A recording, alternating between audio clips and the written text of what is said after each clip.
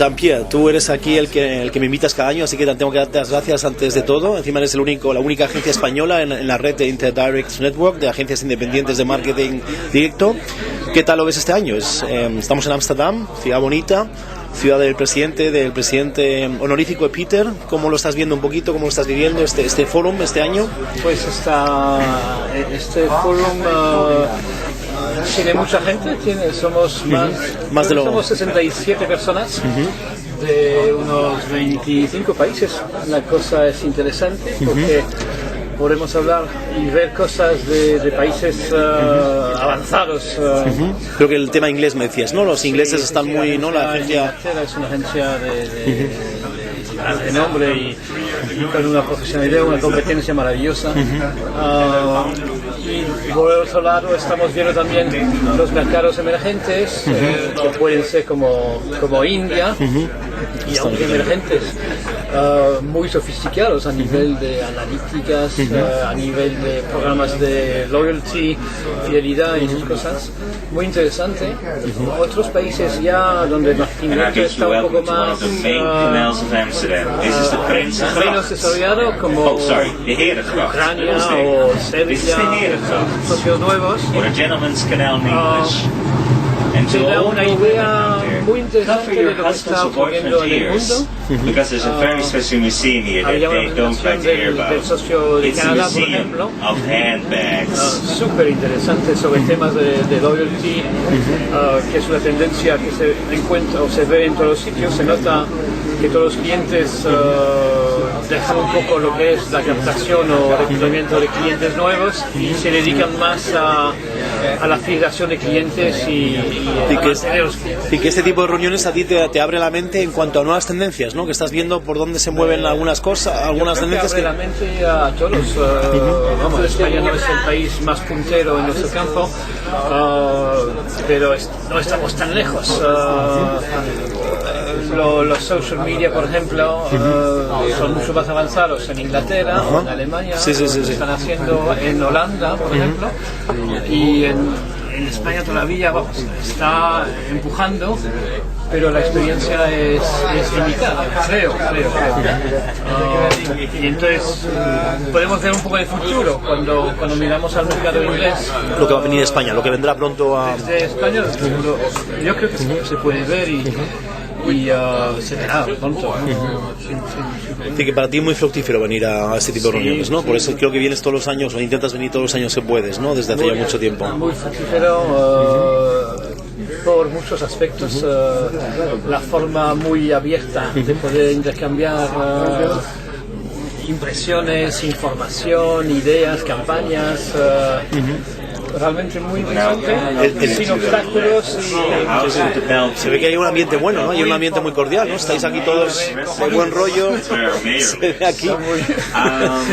Y el tema del nombre, es decir, os llamáis InterDirect Network, como se lo preguntaba también a Pieter, ¿no? Lo del nombre, y él me decía que estáis pensando algo ahí, porque claro, marketing directo ya estamos ya en un mundo que es marketing. Él ya hablaba de dialogue marketing, yo no sé si interactivo, online marketing.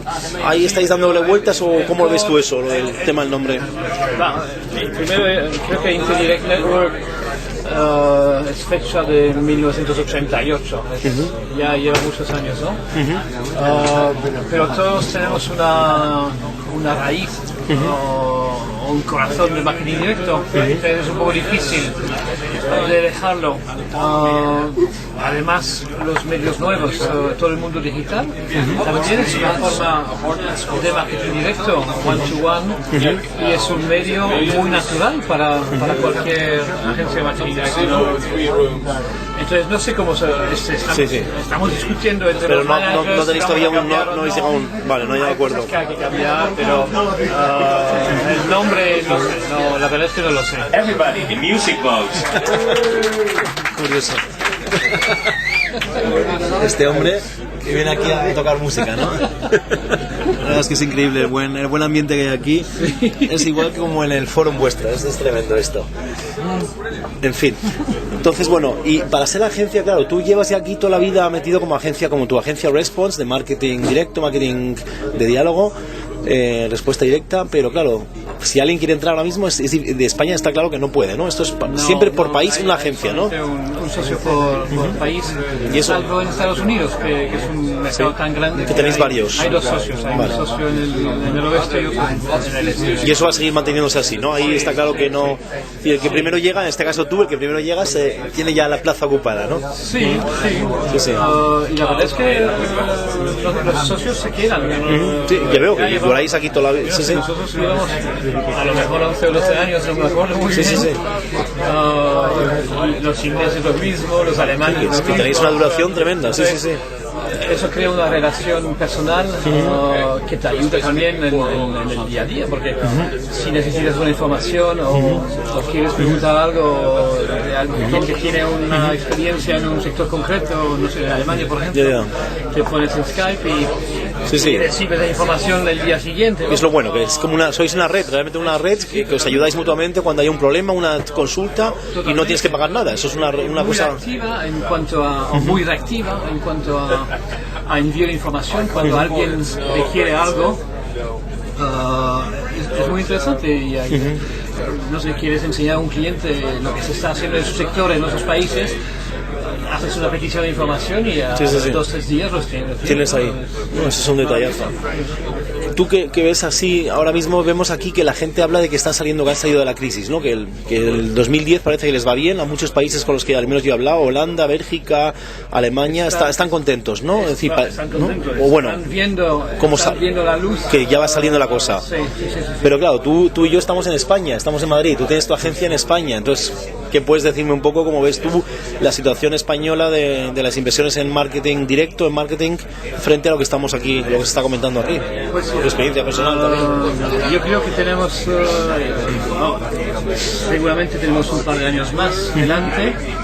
Yo no soy de crisis. Yo creo que también las empresas están bajo presión, los clientes tienen enormes presiones sobre ellos. ¿Sobre las agencias? Los clientes en sí tienen presiones desde su negocio, desde su dirección general y todo esto. Y eso atañe y influencia posiblemente la relación. Tiene consecuencias en todos los aspectos, ¿no? Incluido las agencias. Con lo cual es una situación complicada. Y que no es fácil ahora trabajar en marketing directo como agencia con clientes que están bajo presión, nerviosos, que hay mal rollo a lo mejor, o que aprietan mucho los presupuestos. Sí, pero eso es una tendencia que ya se ve desde varios años, ¿no? Pero es una situación como está y yo creo que en 2 años más estaremos mal, y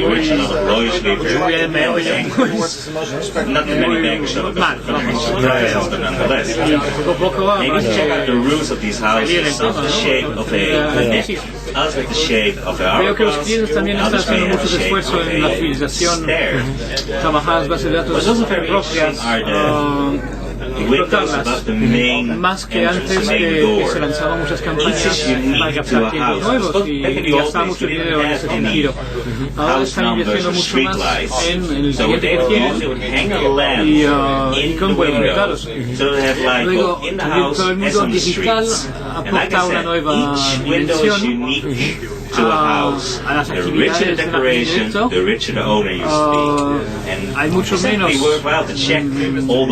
actividades de papel, por ejemplo, las actividades tradicionales, pero siguen haciéndose sin ninguna duda.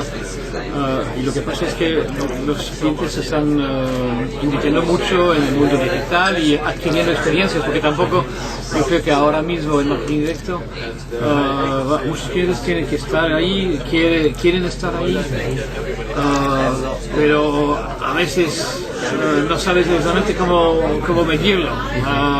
Tengo 25.000 amigos en mi Facebook, pero ¿qué hago con ellos? Claro, ¿Qué es lo que me trae a nivel de ventas o a nivel de respuesta, ¿no?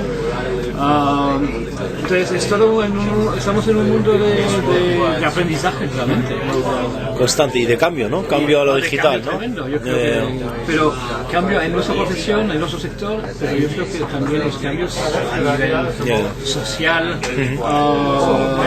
político,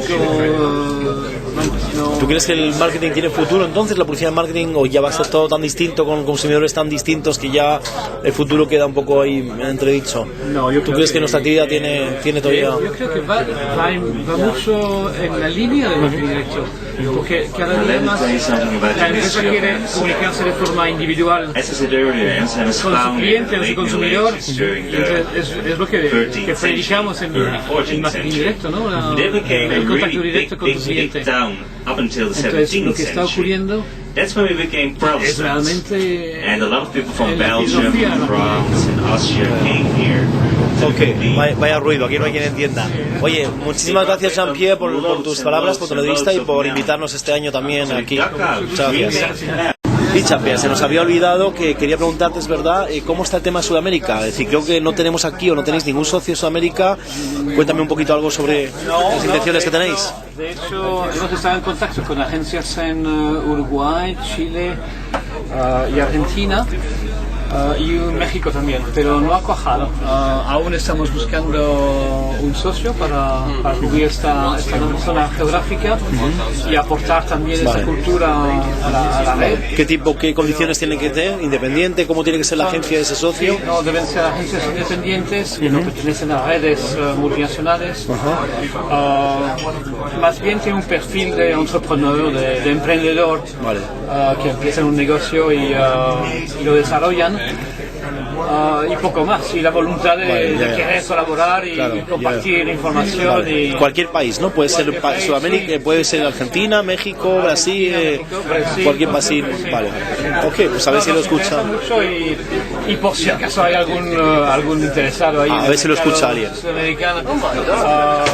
Que nos llame o que nos pone un email en la central en interdirectnetwork.com. Okay, pues a ver si lo escucha algún oyente, algún lector y se anima. Venga, gracias, Jean-Pierre, gracias.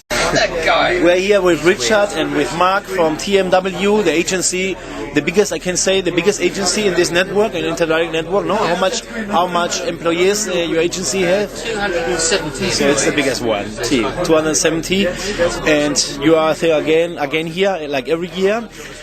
We see some interesting speeches you've done today about the brand Guinness. Was very interesting. Can you tell us some tendencies, how it's going now with direct marketing in these changing times? The tendency somebody has to follow at this moment. I think, as you'd expect, there's a massive push for clients to own the digital space in their category. Clearly, that normally would have been in the old days just web-based email campaigns, but of course now it's much more about social network, social media, and the ability for customers to create, manage content, pass it on, viral it. So even more so now than there was, customers are now more in control about what happens to them, how they experience the brand, how they actually distribute it. Thank you very much. How they distribute it, what they say about it. So it's really about digital has become the focus for clients because they see that as being the quickest route to engage customers at brand level. You say customers, the end customers on the street, the customers who buy, or you say the customers? It's anybody really. I mean, the advertisers. In pure marketing, in the scientific marketing sense, what sort of type of work we do, like we're asked to do, which is CRM, customer relationship marketing, ECRM. We are looking for engagement with. This is very typically for Brusken Dutch culture. They might not in Brusken Dutch culture, we like to show off what we have. We like to let the world see that everything is clean, everything is on order, and so on. Don't be fooled by our so-called openness. That can be for what looks like tea in a teacup is actually whiskey in disguise. We see that the end customer is getting more and more digitalized because he gets more information.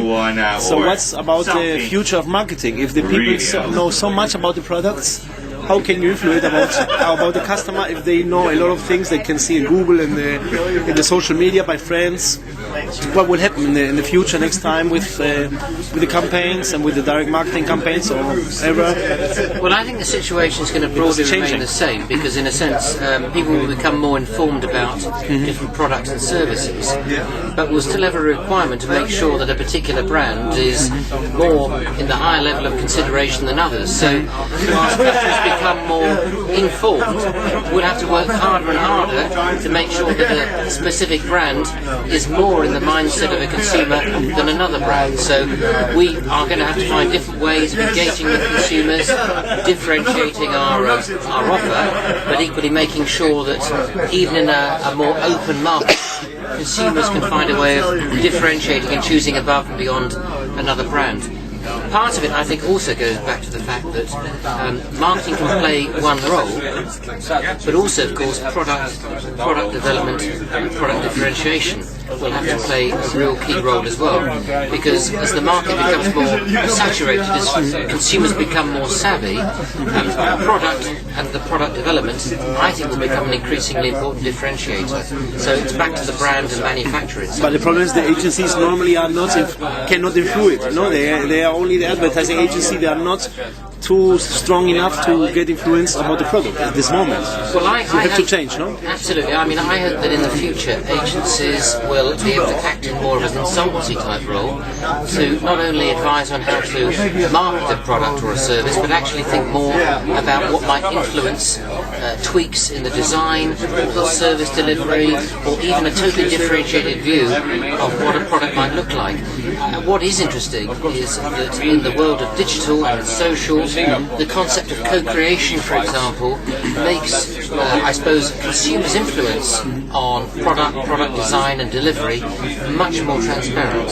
So I think going forward in the future, if brands can harness the power of consumers to help co-create and differentiate, that in itself can become quite a powerful tool. And you are not afraid that the customer, with the time, we are seeing a movement that people say we don't need so much to consume so much things because we don't want a crisis again or new crisis.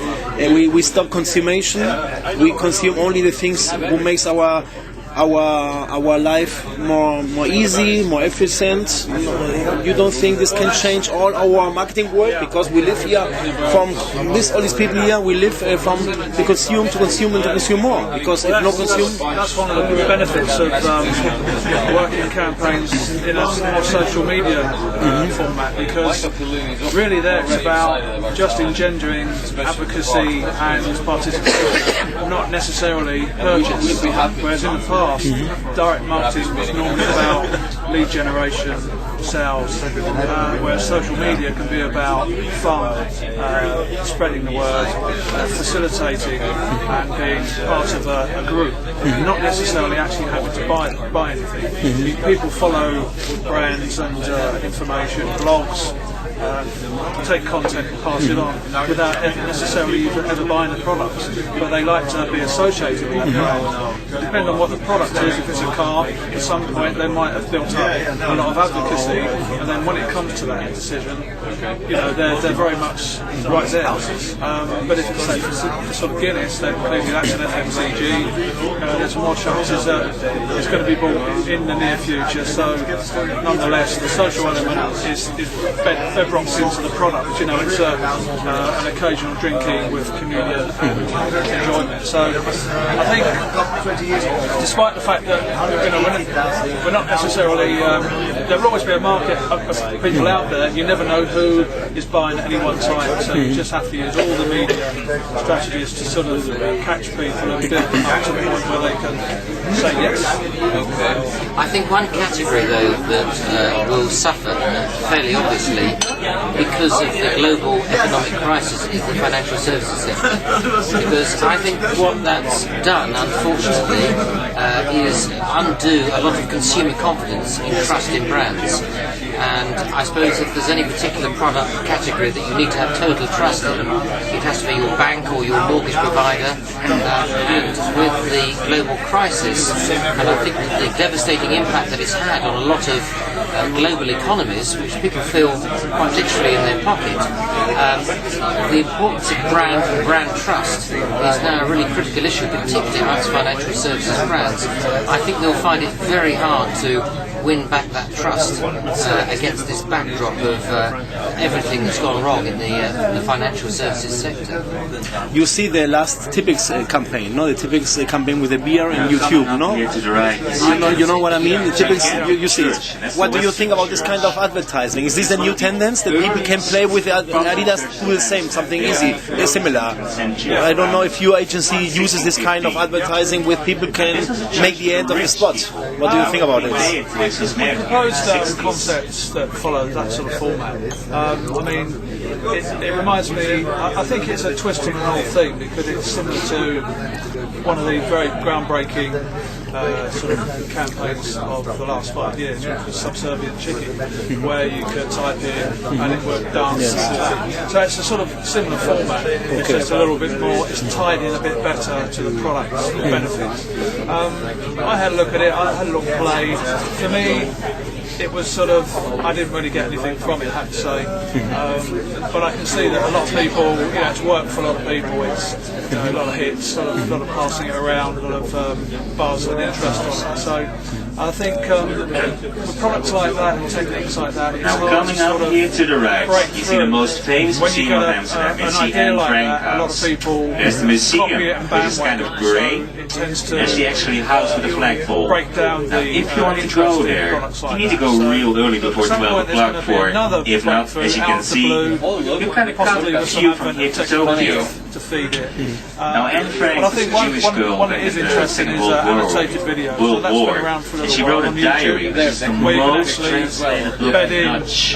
click She points that you unfortunately can didn't survive activate the the World video War, to but either the skip memory back, still lives forward, on. or link onto other videos. And you can do it in an invisible way, so you can actually start to play with the YouTube product and start to build up a bigger, more interesting creative proposition. Your agency is the biggest, Richard. Your agency is the biggest in this network. It's the biggest agency, so the most important in this network. So what do you think about the name? InterDirect Network is direct marketing, but now this time's changed. It's more online, it's more interactive for social media marketing. I don't know. So what about the name?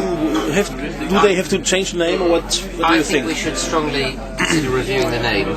The word direct has got a connotation in terms of what we all do as our core skill sets, but I think in terms of the types of campaigns that we're now being asked to do with clients, particularly where they are normally across different media, it's not necessarily always about direct response in the truest sense of the word.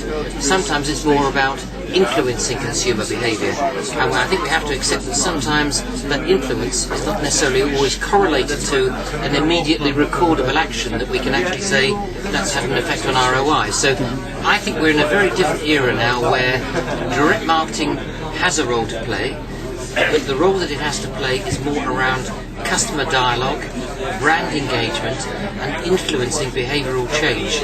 And it's a blend, it's a bit like fusion cooking, it's a blend between advertising, direct marketing, PR, and other disciplines as well. So I think the InterDirect definitely is at a point at which we could usefully review our brand name and our positioning. And just speaking for TMW, certainly it's something that we are doing. We have changed our positioning to intelligent influence for all those reasons, in that it is, I think, accepting that we have more of a broad influencing role in what people do, still drawing upon relationships and direct marketing skills, but also accepting that it's about brand engagement, brand entertainment, and content beyond as well. Do you know the Spanish market? Because I'm from Spain, so I want to ask you, what do you think? Because at this moment Spain is going not very good economically and also in advertising.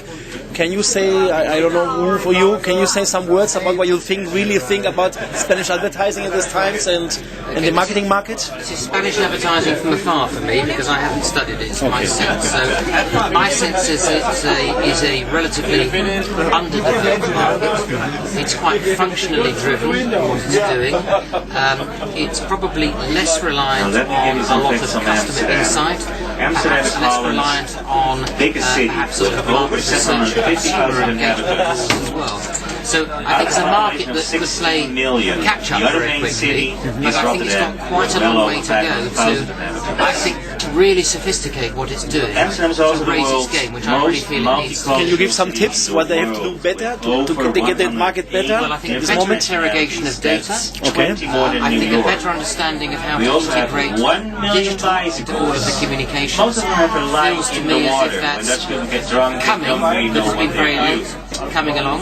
Understanding the convergence of different media, such that we can break out of our little silos, specialisms that we think that we work in, and have a much broader view of the influence that we can have on consumers, rather than a narrower band view of saying, well, if we just do this, it'll achieve that. I think the world has become a much more level playing field for agencies now. We've got to be more multidisciplined in what we do. Otherwise, we're going to become marginalised. Thank you very much for your conversation. Thank you very much. Okay, Pieter, we are now seeing you in a nice city. You are from Amsterdam. You are the honorific president of the InterDirect Network Forum. Yes, that's right. This year is the how much? The 5th, the 6th, the 17th? Well, which is this? Didn't count it anymore. Oh, you didn't count it, okay. I estimate it will be the 38 or something. 38, so 38 years making this. Well, in years we are 22, but because we have it sometimes two times a year, Understand. sometimes one time a year. And you are happy that it's in Amsterdam, it's in your city? Yes, absolutely. It was not the original plan. We had a managers meeting in April this year, but because of the ash clouds from Iceland, yes. It was all the plans were upside down because we had to cancel all the flights. So that's why we made it here. Right? What are, Pieter, the main objectives this year's 2010 meeting forum? Exchange of information, exchange of the latest professional information. Which clients do you have? What This are here you to the left doing? is the Hermitage. Okay. Where were we? We were speaking about the main objectives this year. Exchange of professional Yes. information, exchange of special skills of our colleagues, because it's very much need because of the deep specialization of some agencies, that we know what do our colleagues do. And if we have a client who needs a lot of CRM knowledge and expertise, and we don't have it too much, then we can ask our colleagues somewhere And else. straight ahead of whether us, it's we have the India Skinny or Bridge. America. Now there is a Yes. Of deep special skills. This year, how many members are We are here? here with around, I think around 32, something like that. Of how much members the network has at this moment? We cover 2010. 36. 36 agencies in Countries. 36 countries. To the left you see a white building, and that's Carré. Carré is the most famous theatre building Members. Some of the of Amsterdam. agencies have more people sent to this conference than just one. Ah, yes, okay. So it means that you are in 36 countries, 36 independent direct marketing agency. Direct marketing is the right word, or it's nowadays interactive marketing, or That's the big discussion. because the name is InterDirect is direct marketing agencies, Yes, no? that's right. But We discussed this a lot of times, but nowadays we say we might be better speaking of dialogue marketing. Dialogue marketing covers more the services we do. But the problem is that direct marketing and dialogue marketing do not cover all the services we have. And a lot of members tend to say CRM, as you know, customer relationship. they like this more, this concept. Yes. This- So we are not sure whether we cover with the name. so you will not change the name in the direct Not yet. network, or not yet. at this moment. At the moment we say DM agencies, because then a lot of people know what you mean. And when you speak in your management forums, when you get together with the agencies, what are the big problems at this moment? What are the big problems, the challenges the agencies have? Because these are little agencies, not very big, so I think they have some problems with the crisis and all this. They have. They are under a big pressure about ratings, prices, and that sort of thing. And there's also, because of the economic situation and the financial situation, a lot of agencies have to release a lot of employees. These employees start their own one-man operations, and they can operate very cheap for the clients, and that makes there's a big pressure on the rates and the billings of our type of agencies. Understand. And another thing is that we have to serve our clients with a broad range of services. And we cannot keep all these people in an agency because it's very expensive to have 20, 30, 40 or whatever disciplines in the agency. That's why then the trend is to have a small group of high specialized consultancy strategic people and outsource the different specialized disciplines to other freelance people. That is what a client also likes, because if you don't use them, you don't have to pay them. Yes. So you think that this is a good time for little agencies, or this kind of your members' agencies at this moment? Yes, as long as you do certain things. Be mean and lean and flexible, and in my mind, follow the latest trends in, let's say, online marketing, digital and online marketing. That's absolutely necessary. You see that some of them, some of our colleagues, not specifically talking about direct marketing, InterDirect colleagues, but normal direct marketing agencies, didn't recognize in time these developments, and they died. They died, so they disappeared. Yes. And another reason for this is they had people who were not used to online services. But it's very hard in certain companies to release the people. So you have people who get older, not following the latest developments. You cannot release these people, you have to do it. But you get behind in your services to clients. That's no reason. You are a lot of years in this business, no? You stay a lot of years here, so I think you 60s of the last century. Yes, but you're an example that you can change with times, no? That you change with times, you go with the times, no? But you say not everybody is doing this right. Yes, listen, you have to follow the latest trends, and you have to change. And when you stick to the old methods, it's absolutely the beginning of the end. But for you, it's not difficult because the times, the market changes so fast, so many times. No, since you start when you are much more younger, it was not difficult for you to get this market and to see what happens and of course, it was difficult, to be in the market. But I had no choice. No choice. Yes. Well, the choice was stop. Yes. Or follow the latest developments. And I like my profession in the essence and basic so much that I wanted to continue. And if you want to continue, you have to be interested in it. The only thing is that you have to learn that you cannot do every. Straight ahead here to the right, you see one of the most famous canals of Amsterdam. You need collaboration. The Reguliersgracht, as we say in Dutch. Usually at night, this is. And Pieter, you're not afraid that the consumer now, it's changing so much, he knows so much things because internet, he don't need our marketing or our advertising because he gets a lot of information, he knows it or he don't like it. You are not afraid about the future of our business? No, not at all.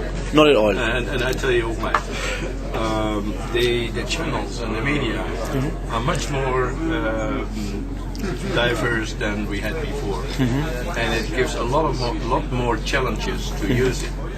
The problem we have, or you might not call it a problem, but the challenge we have is that how to use it in the right balance. Okay. And one of the things is that not too much people yet, and that is because those new techniques, channels are quite new, have the real experience to judge it in the right way, to use it in the right balance. Okay. So thank you very much for this conversation. Thank you. Thank you.